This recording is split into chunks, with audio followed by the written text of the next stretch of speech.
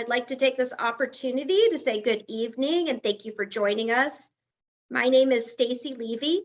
I serve as president of the International Dyslexia Association, Georgia, and will be your host for the evening.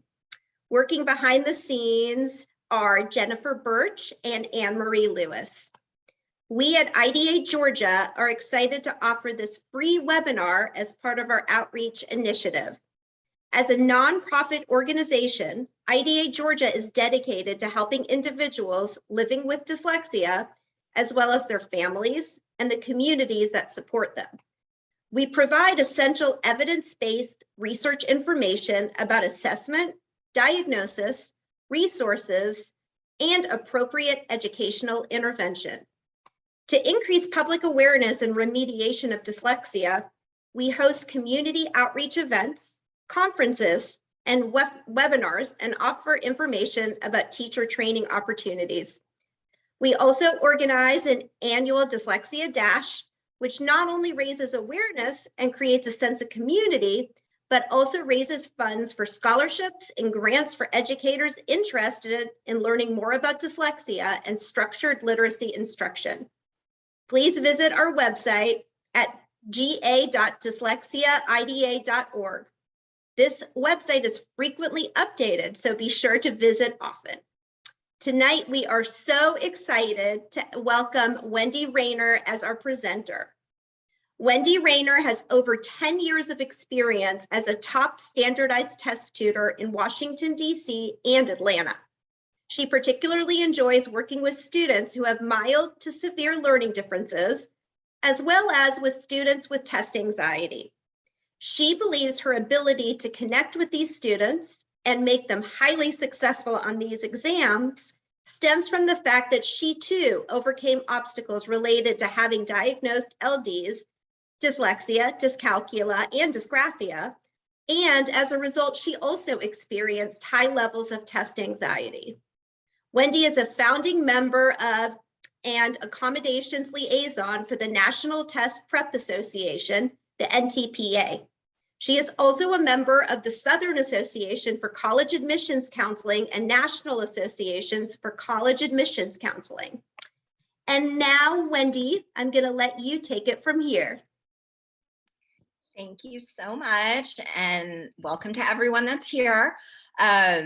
Please, by all means, type your questions in. I think I'll cover everything for those of you that posted questions during your registration. There were a few that won't be covered, but hopefully I'll be able to answer everything.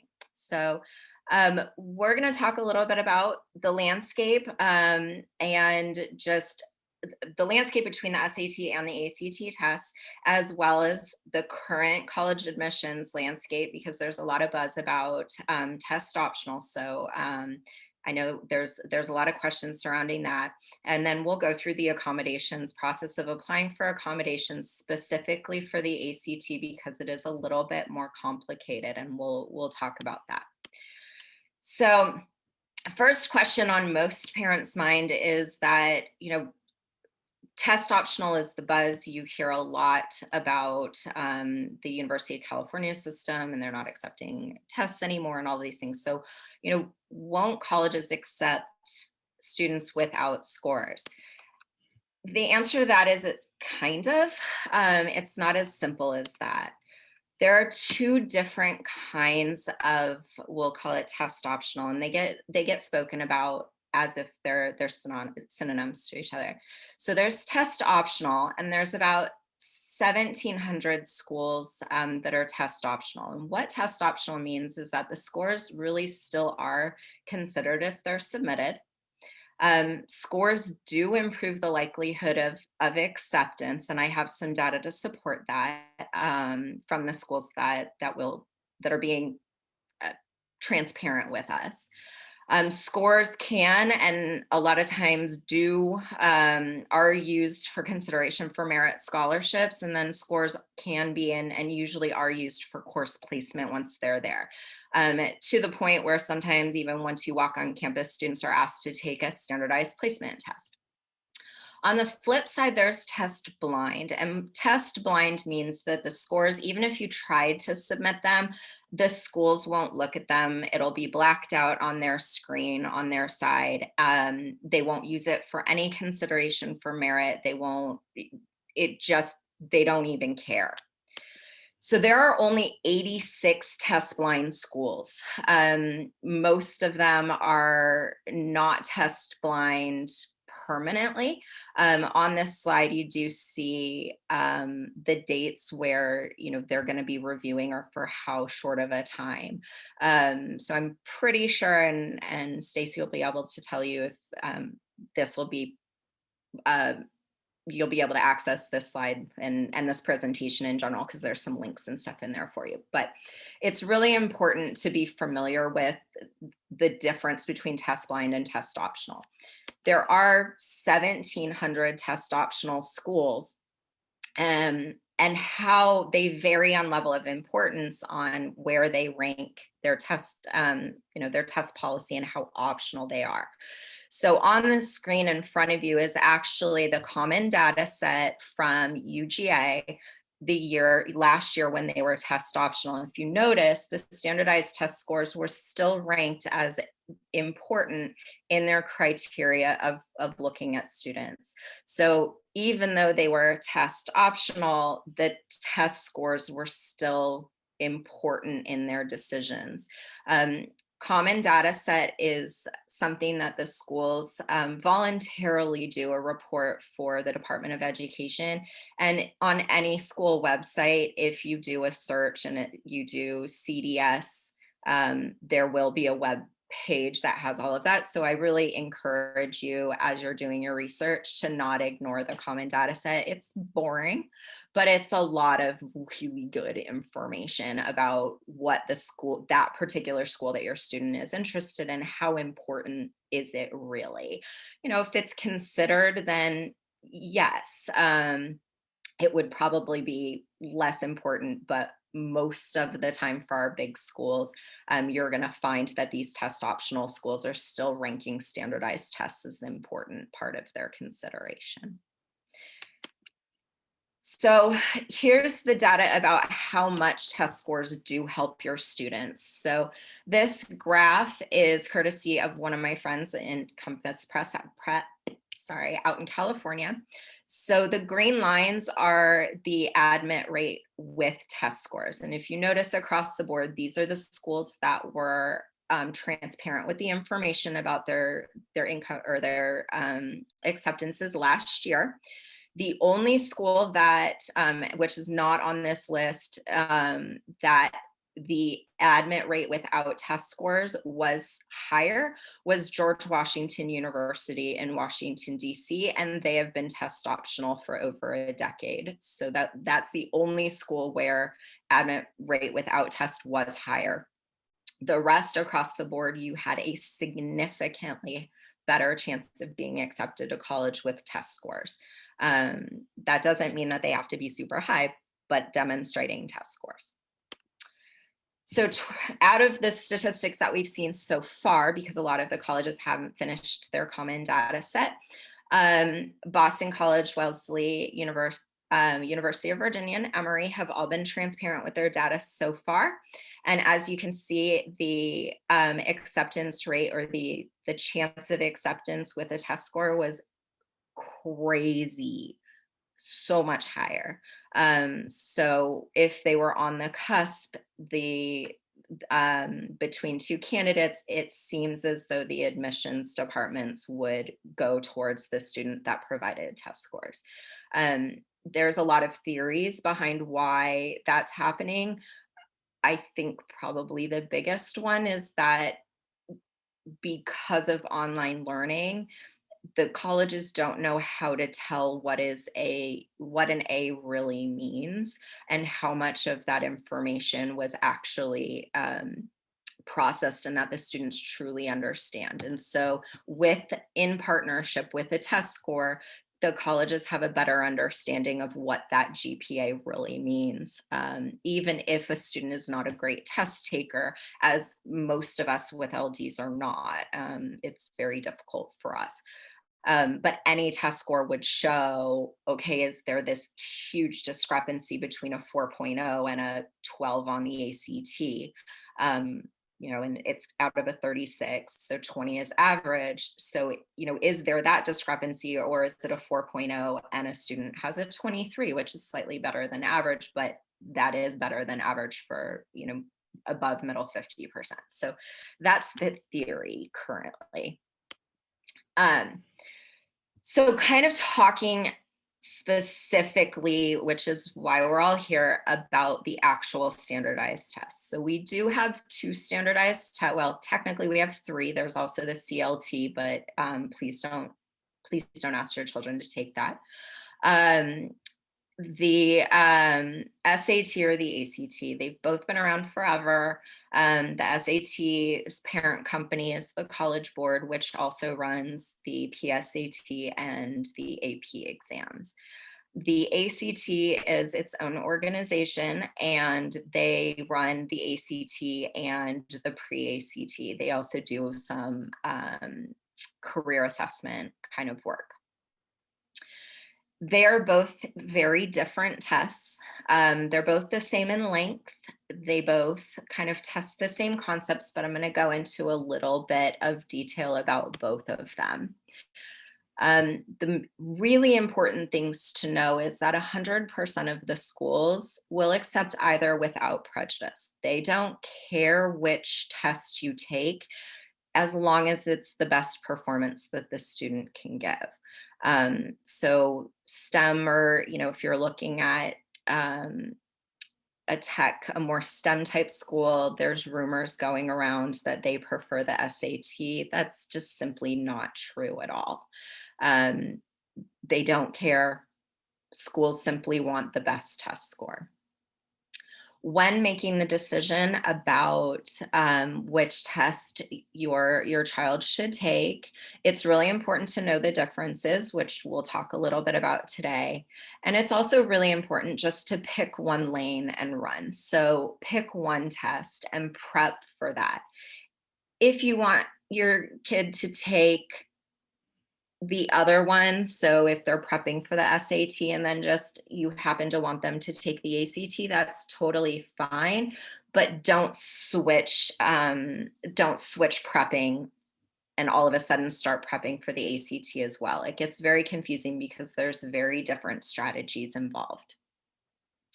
You also need to understand the current testing landscape before making a decision. So kind of what we talked about the test scores actually, being important in the process.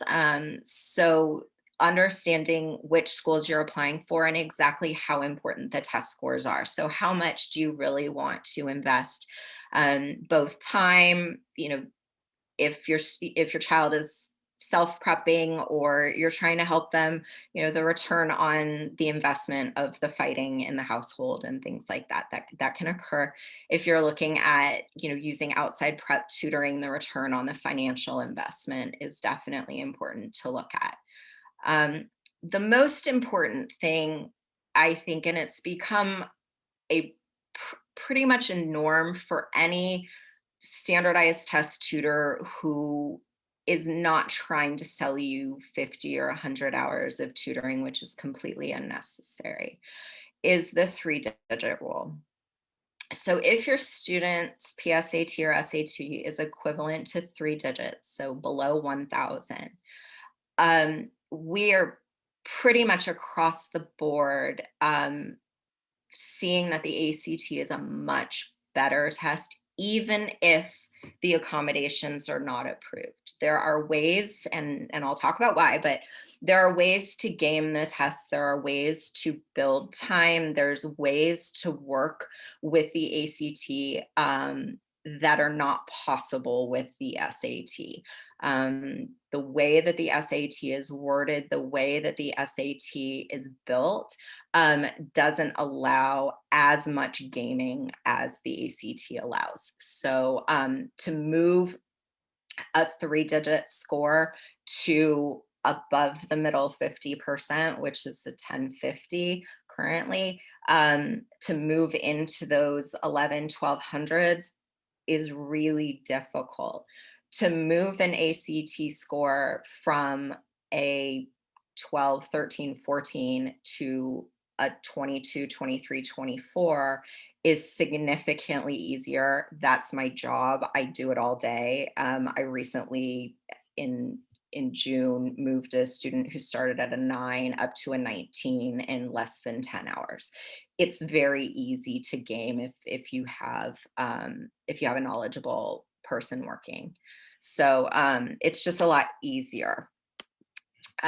So really, one of the other things that's very important to know about the SAT is that the format went through a major change 8 years ago. It is now going through another major change, which will be effective March 2024. So any freshmen, parents of freshmen or sophomores, this will impact you. So we don't have, it's going to be an online and adaptive format. So those parents who have taken the GRE or the GMAT, those are both online adaptive testing. So when you get a question wrong, it changes and won't give you harder questions. It automatically lowers your score. So the SAT is going to move to that format. There are also content changes and accommodations and information that's incredibly vague right now. We don't really know what it's going to look like. They're testing content, but historically, what we know is that not always what the College Board is testing is what the test is actually going to look like when it comes to fruition. The other thing is that the accommodations information, unfortunately at the SAT, the structure of the College Board is very, very siloed. So I have friends that work for College Board on the AP side, and if I ask them questions about accommodations, they're not allowed to call the accommodations department directly. They actually have to go all the way up to their boss. Their boss calls the director of accommodations, and then it goes back down the chain, and then it comes back up and over. There's not a free flow of information. So currently, the only information I've been able to get out of the College Board with absolute certainty is that right now their plan is to only offer a paper accommodation of this test in Braille and raised line formats. So students with dyslexia who struggle reading online, like myself, you wouldn't be able to get the paper accommodation. Now, it will probably change as more uproar and things like that. But there's a couple of attorneys that are watching it very closely. But it's just important to know these kinds of things in the landscape when making a decision. In general, students with accommodations perform better on the ACT versus the current SAT. And the reason for that is that the ACT is a very straightforward test. It's based on the Iowa assessment, which is much like the Georgia milestones, or if you're in Virginia, the SOLs, or all of these state tests. If they want you to solve for a percentage, they're going to ask you, you're at a restaurant, your bill is $50, you need to leave a 5% tip. How much are you leaving? It's that straightforward.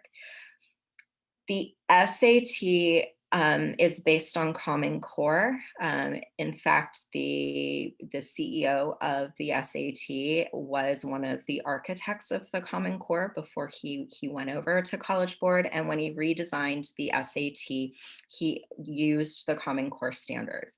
So as many parents have struggled with Common Core, you can understand kind of the struggle with how these questions are presented for students and people who think a little bit differently, who are more, don't work well with Common Core.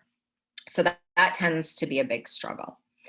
The other really important thing to note is on the ACT, 70% of the math is geometry and below. They really are looking at, elementary school math, percents, really everyday math.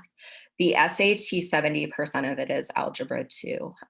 So there also is a very big gap as far as content knowledge in math in particular.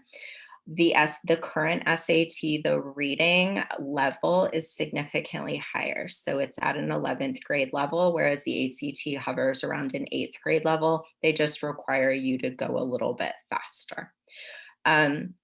The grammar is pretty much exactly the same between both. And because of the SAT, just the depth of knowledge that they require, they do allow more time per question, but there are less questions. So there's a lot less room for error. It's a lot harsher on your curve. So if that kind of helps a little bit. Finally, the ACT has a much wider array of accommodations, which is why we're going to focus on the ACT, because it is a lot kinder to those with dyslexia, and especially anybody that has some comorbidity stuff with processing speed, working memory, and things like that. So I'm sure there's lots of questions to pop up about that, so we'll cover those later. So one of the questions that was presented earlier was kind of how do you know and which one's better? Usually when you have the SAT, I find that ADHD and spectrum disorders are totally fine on the SAT. They're, especially spectrum disorders, if that's something, if the thinking in the Common Core is good, it really is a fantastic test for them if they're really interested in the subject. ADHD, it really, again, it's more about how you're processing. If your kid really likes Common Core, can understand those concepts, those building block kind of things, then really there's no struggle with the SAT. It's really about preference. When it comes to ACT, however, in general, again, it comes a lot down to the accommodations that are possible, but dyslexia, dyscalculia, dysgraphia, all of those much better on the ACT. Spectrum disorders, there's a lot more accommodations you can get if you do have sensory issues, you need natural light, all of those kinds of things. The ACT is a lot nicer about that. Tourette's, same thing, because of the environment that could trigger memory deficiencies, because the ACT allows the use of the TI-84 calculator throughout the whole thing, and they allow non-algebraic programs in the calculator, which means that the students can have everything loaded as far as any formulas and everything like that. Usually that's one of the students' arguments on why they prefer the SAT, because they get a formula sheet. Ironically, you don't need the formula sheet for the SAT, you need it for the ACT, but the ACT allows you to put it all in your calculator. So that's really, really helpful. The SAT also has a no calculator section, so a section of math that you're not allowed to use a calculator on, whereas the ACT, you can have it the whole time. Processing speed. So since many of you know, because your children have gone through neuropsych testing, processing speed and working memory are, they don't have their own DSM diagnostic code. The ACT does not require a DSM diagnostic code to receive accommodations for those issues anymore. So that changed in June. So that becomes a really big plus on the accommodation side. So there's a host of reasons. Most of them come down to the accommodations department. So now we're going to talk about under the process of ACT accommodations, because it is quite a bit different. As most of you know who have students who have taken the PSAT, the process is the school, applies for the accommodations. You don't even know, they show up, they have time and a half, everything is great. That is not the same for the ACT. So it is a different process. The ACT offers two different types of testing. They offer national accommodations and they offer special testing. National accommodations is going to be on the 7 national test dates. It's going to be at the national testing sites. if you do school testing, like in Georgia, we have it on March 8th, I believe. It is limited at national testing to 50% extended time. It also includes most medical accommodations. And when I talk about medical accommodations, many families don't know that, if you have a diabetic as a child that's taking this test, you can apply for a medical accommodation for unlimited untimed breaks. So if your child feels like they need to take a snack, they're starting, blood sugar is trying to move, they can call timeout at any point in time on the test, and they can receive accommodations like that. That also is the same for epilepsy. Just so many of these medical accommodations, they would be in a room by themselves, but it's at a national test site.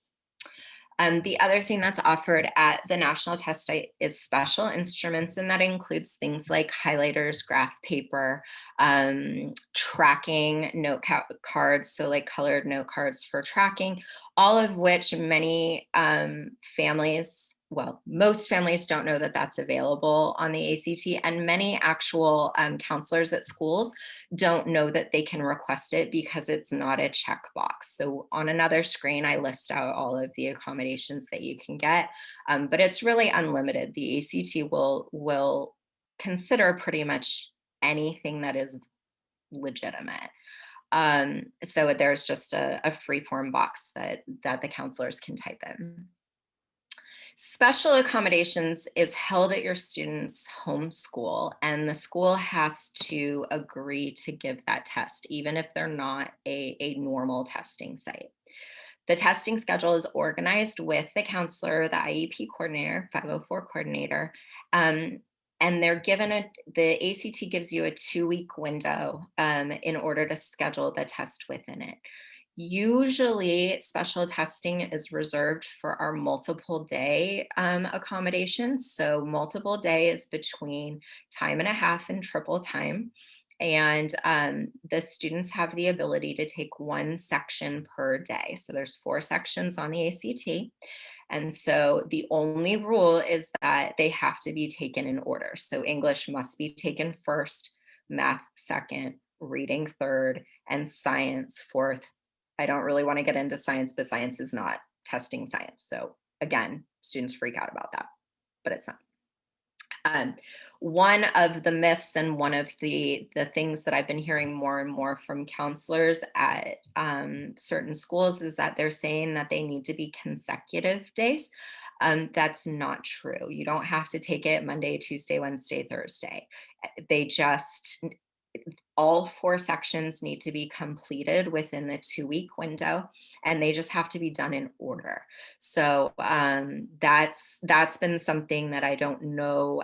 I don't understand why this is a new thing, but it's a new communication that's coming out of many counselors' offices. So the last accommodation that is special testing is single day within a 2-week window. Many times this may come into play for certain religious accommodations. They do offer Sunday testing for, for students, but if there is something that's different, perhaps, then they will offer that. The other time that I've seen that offered is if we have a strange issue that's a combination of anxiety as well as a medical accommodation as well as an LD, where it's too much to handle at a national testing site, they'll approve that. So many different things between the national and special. When you register, they gave you that option right away. You need to choose one, and then that you finish your registration and everything gets sent to the counselor at your school. The counselor then uses a checkbox to ask for the different accommodations that are documented within different things, which we'll chat about in a second. So the most common are listed here is, time and a half extended, time single day. We've got the multi-day, human reader versus USB reader. And this is very important to talk about because we are talking about dyslexics and many of your children will have the choice. I personally always suggest that if your child will qualify for a reader, that you request a USB reader. It is a human reading it, it's not a robotic voice, but the strain of trying to find a proctor that will read, it makes it so the counselors at the school are very hesitant to ask for a reader. So if you ask for the USB reader, then the school doesn't really have to have anybody other than randomly, grading papers at the front of the room. It really becomes a lot less labor intensive of the school. So it's a really nice way to make the school counselors' lives a lot easier. And the students tend to like it more because they're not having to give instructions to an adult. So they can control when to start, when to stop. They're not having to tell an adult, no, I need you to stop, reread that. You can ask for a scribe. The essay is not required anymore. The only school in the country that requires the essay anymore is West Point. So you do not need to have any kind of accommodations for the essay at all. So the scribe would be, the student would tell them what to bubble in the bubble. But usually answering in the test booklet is the accommodation for that. You don't really need to have somebody scribe anymore now that the essay isn't required. Answering the test booklet, the proctor will later bubble in the bubble sheet. Testing in the homeschool, special instruments I told you about. Things that the ACT has also been recently approving is noise canceling headphones, which is so great for students that do have kind of sensory issues. Other things are rooms with natural light, no kind of, the flickering lights that give headaches and migraines and stuff.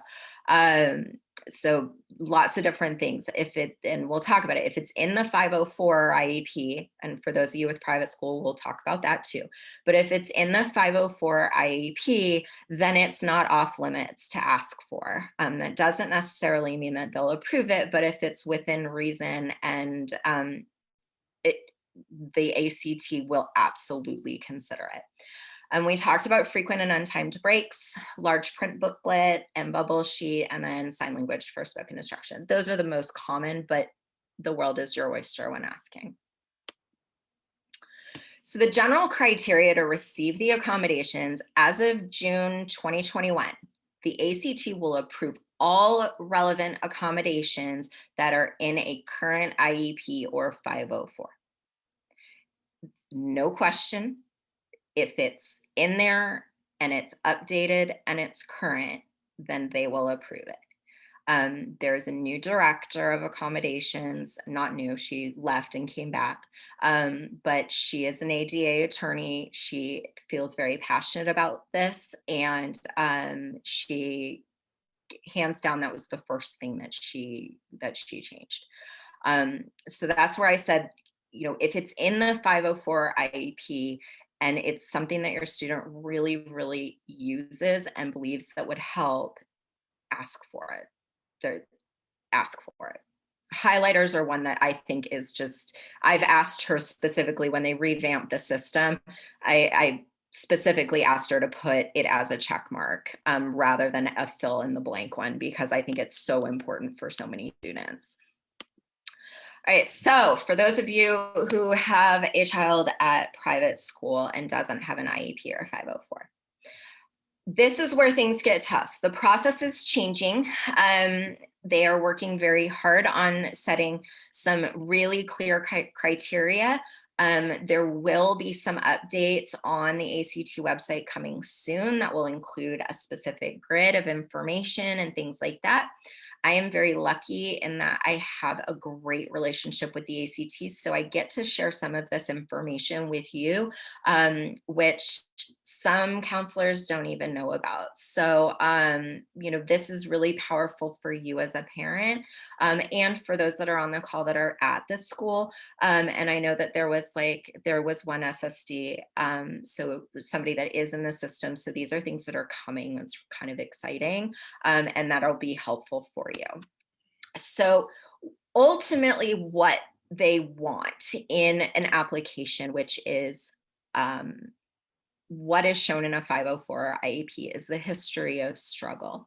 So a lot of time on private school learning plans, there isn't kind of the history on what led to agreeing to give the accommodations to the student. That is so important to have. So the ACT recognizes that that isn't part of a lot of private school learning plans. So they are allowing parents to write a letter showing the history of struggle. So these are interventions that the school or family have provided. So it could be that you could list out all the tutoring, all of that therapy and support. Everything, when it was diagnosed, why the diagnosis is there, any kind of assistance that are coming from teachers that are above and beyond the school. The parent can do this, the school can do this. The one thing that I don't suggest is having a standardized test tutor do it. You can have your reading, or a speech therapist or whomever do it, provide that information. The other thing that is very, very helpful to show this history of struggle is if your child was at a public school or on an IEP or 504 previously, to include that in the documentation that's being submitted. Even though they're outdated, once again, it shows that history of struggle, that this isn't a new diagnosis. This didn't just pop out. There have been, even if it wasn't officially diagnosed until 2 years ago, the interventions that the parents had to do at home, there was a struggle there. It just took a while to really uncover what it is. So that's the most important piece to the puzzle right now from a private school perspective, because that's not usually included in a learning plan. They want to see a formal learning plan, and I will caution that a lot of the denials that I'm seeing from the ACT for private school students is because the learning plans have become really informal in their, they've just been really informal. They're not on letterhead, they're not signed, they're not dated. There's just nothing. It's a bullet point of these are the accommodations they get. So there's no history there. There's no why. So really, if you are seeing that, make sure that you look at the learning plan from the school and really kind of gently suggest that those types of things are added.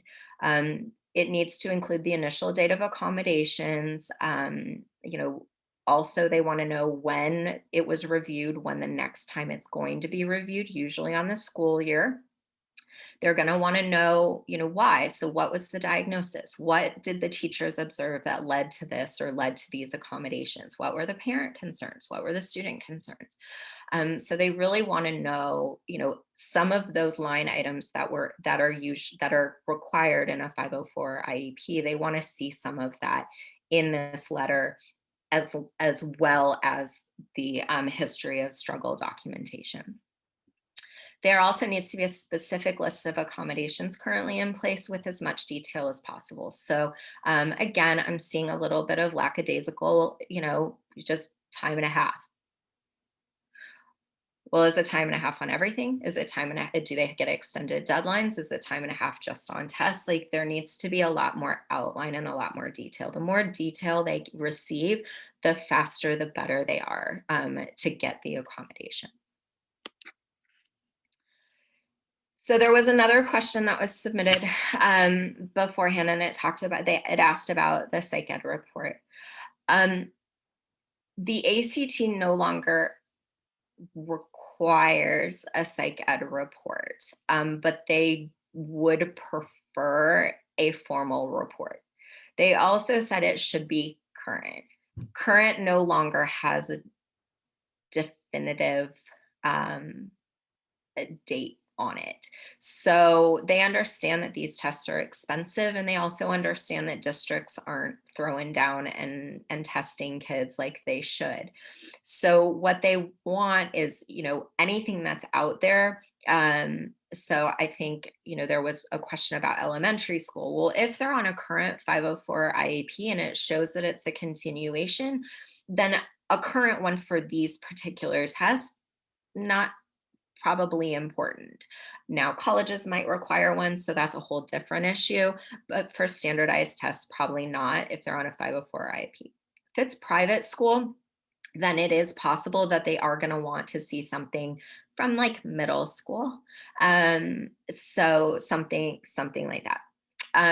When you're looking at your psych ed report, they do want to have a DSM diagnosis when possible, with, like I said earlier, knowing that working memory and processing speed don't have diagnostic codes, but the current accommodations department, unlike the last director did not recognize working memory and processing speed deficiencies as any kind of LD that would warrant any kind of accommodation. It had to be partnered with something else. This current director is changing that and does believe that these things are super important. So, which is really nice. Really, really nice. So that's pretty much it on the psych ed report. What's also really helpful is having a doctor's note, especially when for ADHD or something like that. If they write what instigated the diagnosis, or the initial parent concern, because a lot of times you raise the question to the pediatrician before you raise it into school. So having that doctor, if the conversation started early with the doctor, they are a very strong resource to show that history of struggle and that's been around. So with that letter, you definitely want to have the doctor outline like the initial, when you raised the concern initially. If they did give the official diagnosis, or if they, referred you out or whatever, reason for the concern, results of any tests that they did, or, et cetera, any of that would be helpful. So that's a whole lot. And I'm sure I kept seeing questions pop up. So I'm sure there's going to be tons of questions. I'm happy to answer them. We'll get there in a few minutes here. So the final question, and, short, is how to prepare. So once you choose which exam you want to do, there's always the question of preparation. It is not essential for anyone to hire tutors or any of that stuff. Some students learn better that way. Some students are great with self-study. There's no best way, but the most important thing is practice. These are very uncomfortable tests for us. I tell my students all the time, the first time I took the PSAT, I didn't like any of the answers in the reading section, so I just wrote my own answers in the test booklet and walked away. It was great. My parents were thrilled. Then when I took the SAT again, because I'm from California and we didn't really take the ACT there, my anxiety got the best of me, and that was a total disaster. I ran out of the room and puked in the hallway. It was, again, great for my high school popularity. But then my parents woke me up one Saturday. I was in my pajamas. They drove me to school. They kicked me out of the car. I took the ACT and I had nothing to be nervous about. So I took it and I did great, went to college, all of that wonderful stuff. Then I took the GMAT. It was adaptive. And my anxiety was so high because I didn't practice enough and I didn't know what to expect enough, that it really overtook my anxiety. So practice is the most important thing. The more that our students know and they understand and they see that the questions are very, very repetitive, they ask the same thing over and over again. So the more that they can be exposed to it, the less anxiety will develop, and then the more that they can see the tricks. Like for instance, for dyslexics in the reading, in both tests, there is a high level, which I have a meeting with the ACT about in June, but there's a high level of instance where important keywords are hyphenated between two lines. They're broken between two lines.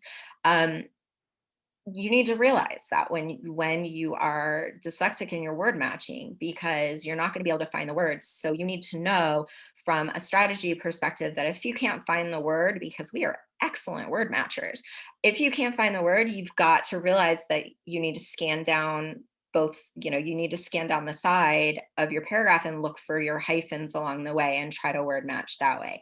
There are little patterns like that that you need to know in order to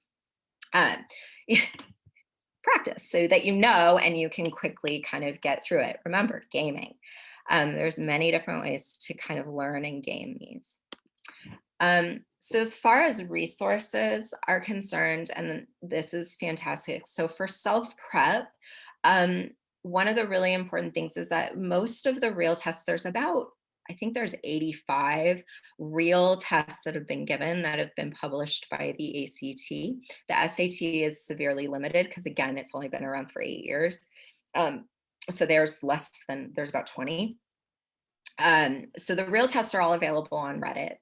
That 77 is old because they just released a bunch more. So that's a perfect resource for practice. For those that have the reader accommodation, and I'll talk about those kind of sample tests, there's not very many out there. So you're going to have to adapt. And because up until it was only 2 years ago that the ACT started releasing PDFs of the test. And so everything older than that can't be put into Read Write Gold and things like that and have it read. So I personally like the Prismo Go app, which you can use on Apple products. It's free. It's not perfect, but you can take pictures of the paragraphs and it will read it back to you. So you can just kind of go paragraph by paragraph, line by line, question by question, and you can just take pictures of it. So it's a way for students to practice without really struggling.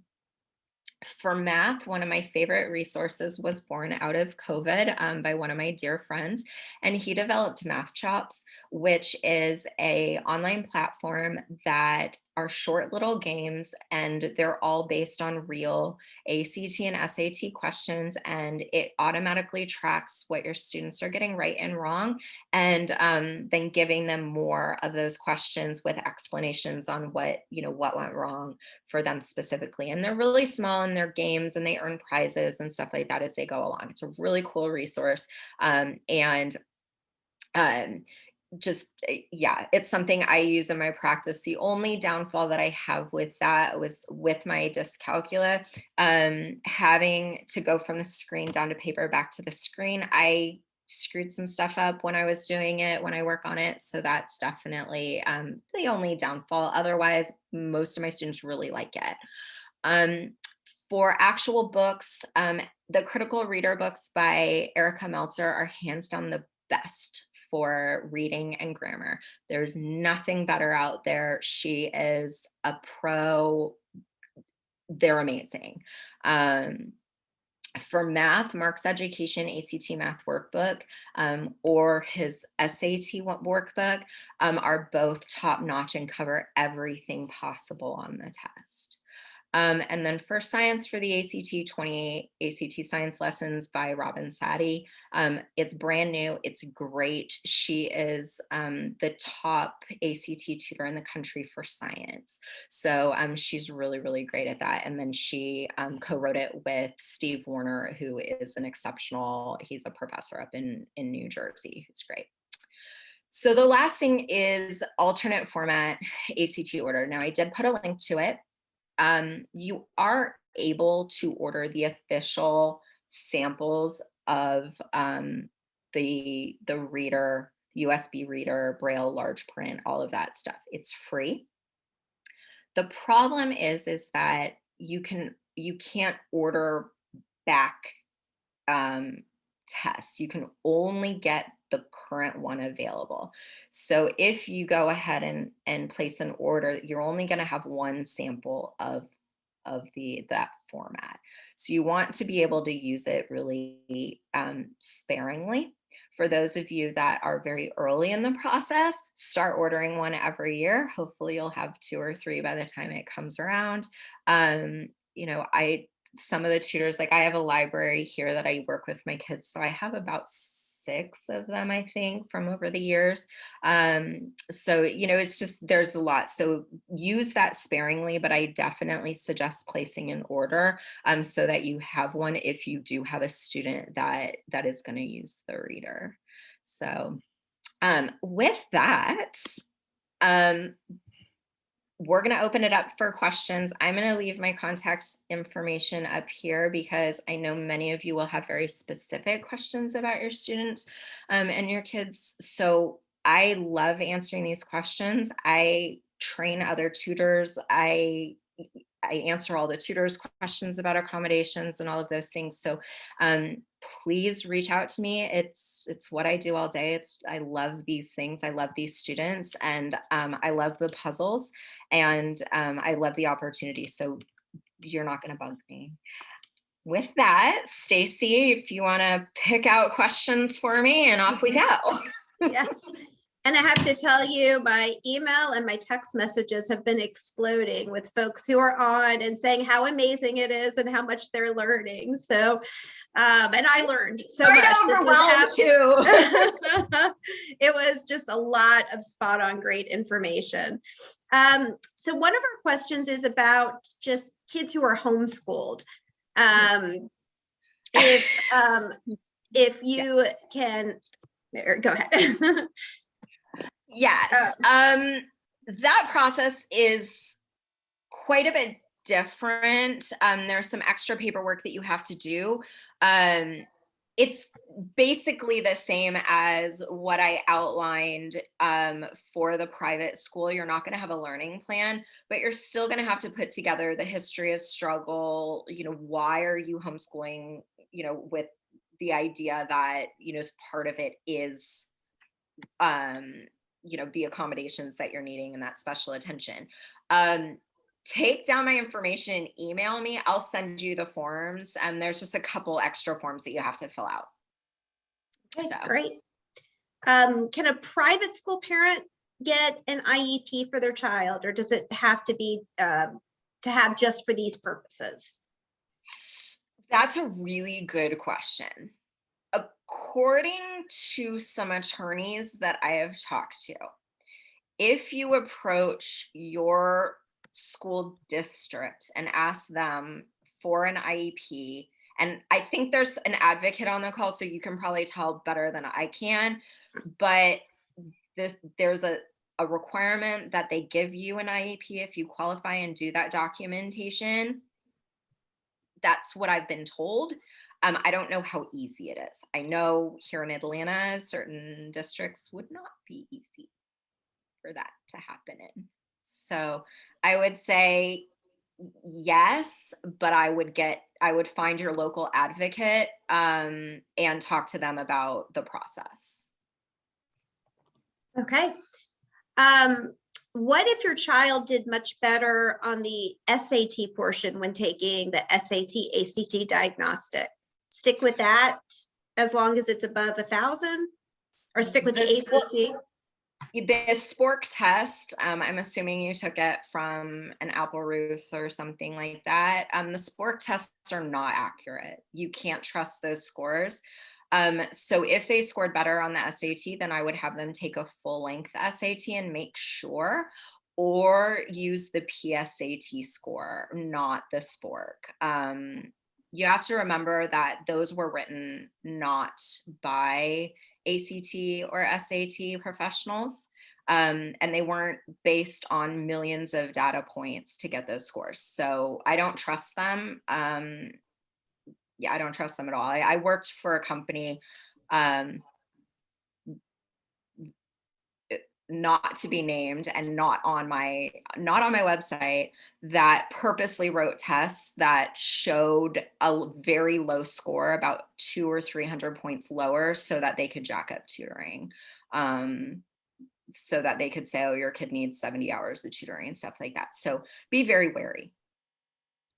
That's a good tip. There's a question here, and I do believe there are some resources on the IDA website, but you might know some as well, Wendy. Do you have any IEP advocate referrals specific for Fulton County? Debbie Dobbs, right? Mm-hmm.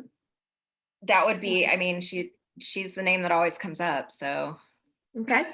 There was also a question, which I believe you would just go to a different test taking center, but I did want to go ahead and ask it and just see if I was missing something. If a school doesn't offer the ACT, only the SAT, do they have to offer it if the family asks? So I'm assuming that this person is asking due to the comfort maybe of that child taking it at their own school. That would you would have to get approved for special testing. So if the school only offers the SAT for national test dates, then the parent can't ask them to do a national test date for the ACT. They have to be approved by the ACT. However, if they're a national test site for the SAT and then your student gets approved for special testing, then the school will give the ACT to that student only. So I think that answers the question. If whoever asked it, if I didn't answer it, if you ask a follow-up, yeah. Okay. When should you have your child reevaluated in order to get accommodations on the ACT, SAT? Well, I mean, as I said, it really depends. If you're on a current IEP or 504 and it's consistent, then a reevaluation really isn't necessary. Though I personally, I mean, the WIS scale changes, right? When you change to the adult scale. So at least having that bit redone is probably a good thing, just for peace of mind for a parent, things like that. As far as private school, you know, it depends on the school. I know Woodward likes it within 3 years. So it's going to depend on the school a lot. For college, again, that depends on the college. Some University of San Francisco, you don't need to have a neuropsych at all to get accommodations there. But, you know, University of Georgia, you better have everything and all the duckies in a row. So it depends.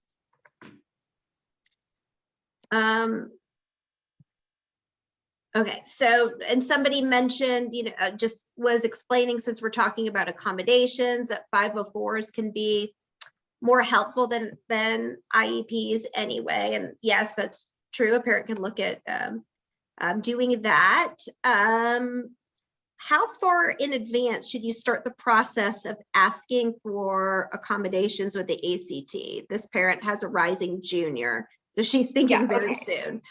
No, and that's funny because I realized like a couple minutes ago that I didn't mention that, and it was on my notes in front of me. So one of the big differences for the ACT is that you cannot request accommodations until you register for the test.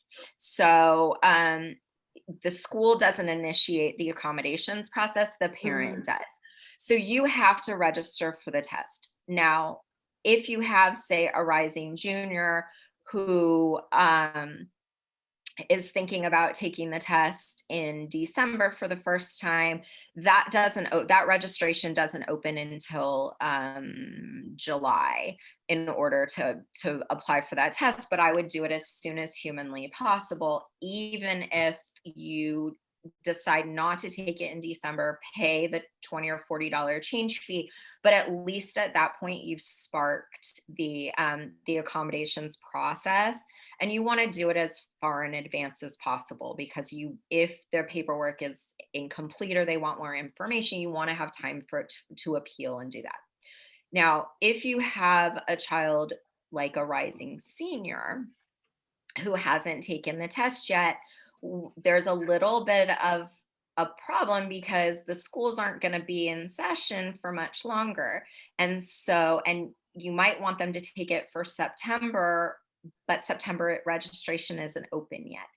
So that's a point where you absolutely want to register for July, get all the paperwork going, and then transfer that registration for September as soon as that registration opens, because you do not want to wait for July when the schools aren't in session. And next thing you know, they're applying for the accommodations on the last day to apply where you can't appeal. So I think that, yeah. Is scratch paper an accommodation on SAT and ACT?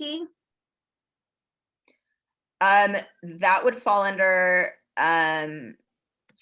special instruments on the ACT, on the ACT. But on both tests, they won't give scratch paper. You would need graph paper, because on each test, half the page is blank. So there is enough scratch paper for that. So I would think it would have to be there would have to be a really specific reason on why they would be getting blank scratch paper on either test. Graph paper on math would be totally different, but that I can't necessarily see that accommodation being approved by either body. There's a professional, I believe a professional, who's asking if you would permit them and other professionals to pass your name and contact to parents who might have questions. Absolutely, by all means, send them along. Lots of positive comments about how fabulous it is. Can you give us more information about the math formulas being in the calculator, please? Yeah, I actually don't have my calculator next to me, but so the TI-84, which is the best calculator for these standardized tests, and quite frankly, for most students, it'll get them through, unless you're going to be some crazy engineer, and then you need the TI-89, which is not allowed on the ACT. There is an ability for you to load, to program in your calculator. So you can program algebraic things in there and have the calculator solve problems for you. That's technically not allowed, although the ACT rule says 26 lines of code or less on algebraic things. So read that as you want. But like for my students, I have a formula sheet. It's a program that says formula, and it has like triangles, and they click on triangle, and it has, 180 degrees, a squared plus b squared equals c squared, SOHCAHTOA, like, 1/2 base times height, and it has everything that they need for a triangle. So if they're in a problem and they're like, I don't remember what this is, they can just click on it and it pulls up. So that is totally legal because it's non-algebraic. And yeah. The SAT allows a student to superscore and marry their best reading in English. Will the ACT allow this as well? Yeah, the ACT automatically superscores. The SAT does not. So the ACT, when you, if you order the your score report, it's more expensive, but they send the first page of what they send to the colleges is your super score. Underneath the bubbles are the test dates that those came from, and then on the following pages are the full 4 scores from each one. So they automatically send that to the colleges, and quite frankly, the interns that are checking the scores that you submit into college onto Common App are just verifying it. So yeah, there's no real choice anymore. The only schools that are persnickety about it are Georgetown and Yale. There's a comment from somebody who's on in Texas that I'm just going to share, since not everybody can see the comments that come straight to the panelists. And she just wanted to mention that those in Texas who are homeschooled, A new question came in and it just went away. Sorry. There we go. For those of you in Texas, homeschool families are considered private schools, so they're allowed to create their 504 plan IEP. We've talked about the 504. Is there any reason to fear dropping? Oh, this is a good question. Is there any reason to fear dropping from an IEP to a 504 for the senior high school year? Accommodations are pretty much all that's needed at that point. I'm not an expert on that, but I mean, I don't see any reason why. I mean, earlier, yes, because of funding and support and all of that stuff, but senior year, I mean, it's not going to impact standardized testing in any way. I don't see any bad. And for the tests that aren't on paper that are computer only, I think this question is in reference maybe to the accommodation differences. Well, go ahead. So right now, when the students are taking an online SAT or an online ACT, it's literally the paper test on like a Google form. That's it.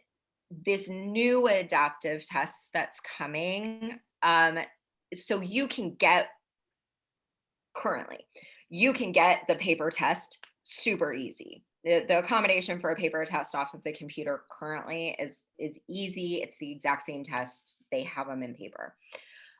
This new one that's launching in March 2024, that's what we really don't know yet. So they're testing it. They just did a test here in Atlanta 3 weeks ago. They've been testing it in markets. Some of your students that took the SAT probably got an invite and got paid some money to take it. They're still testing it, so they don't even know yet. And they're very tight-lipped. So we don't know exactly any accommodations. Like I said, the only confirmation that I've received from College Board is that Braille. Okay. Oh, so she's saying that if the work is totally done on the computer, where do they do their scratch work? Oh, they have scratch paper. It's just like the GRE and GMAT. It's like non-transferable, non-cheating something or other. Yeah, got it. Okay. She says, thank you. So somebody from Alabama who's on the call is asking about getting special testing and going through the high school, or is there a website? I would believe that would be a matter of calling the special education department and requesting comprehensive psychoeducational testing. Wendy, neuropsych testing, I mean, you either need to go through the district or initial neuropsych testing, you need to go through the district or get a private evaluation. Do students with extended time take the ACT in the same room as standard time students? No, there'll be a room with other people with the same accommodations. Unlimited untimed breaks are in a room by themselves. They don't have anybody else with them. Okay. I think I've got all the questions that have popped up. I'm going to give folks just another quick second. If anybody, somebody is also saying about what we had just spoken about for that individual in Alabama to definitely request the testing in writing. Don't just call. Yes. In writing, very important, all this stuff.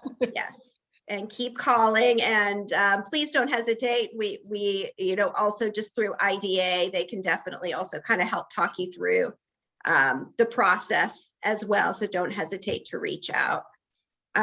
Wendy, I can't say how amazing this is. Having 2 high schoolers myself, I learned so much, and this is really, really been amazing.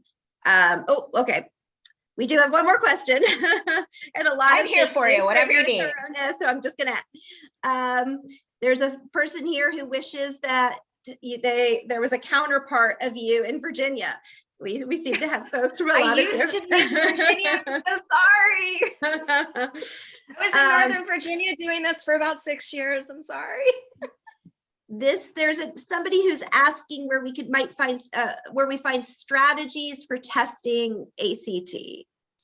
Those books, the resources, all have strategies in them, and that will outline. There's no one perfect strategy, but as far as the Marks Education also has an ACT, just about the ACT as a whole, and they go through a lot of the strategies for the different ones. What I like about that particular book, it's very small, thin, easy to digest, but they have, like, for reading, they outline about 4 different kinds of strategies, because one method doesn't fit everybody. I have about 6 different ones that I would try with kids. One works with 75% of them, and then the rest of them are off the wall. But the Marks Education ACT workbook, not their math one, is a great place to start with that. And then Erica Meltzer specifically has her reading one, has some strategies, probably not as condensed as the one from Marks Education. And then English, that's a toughie, especially when we're dealing with dyslexics, because I'm sure you guys are aware, we suffer from dancing comma syndrome, and we have a tendency to add words that don't belong. So there's no real book that covers how to do that. But again, you can email me or something. I'd be happy to share some tricks as things come up. Wendy, is there anything parents can do to request or appeal accommodations? Yeah, I mean, you'll get a letter from the ACT or College Board, and they're really good right now. The letters are way, way better than they used to be. They will outline exactly why. The only time that you don't really get the information, you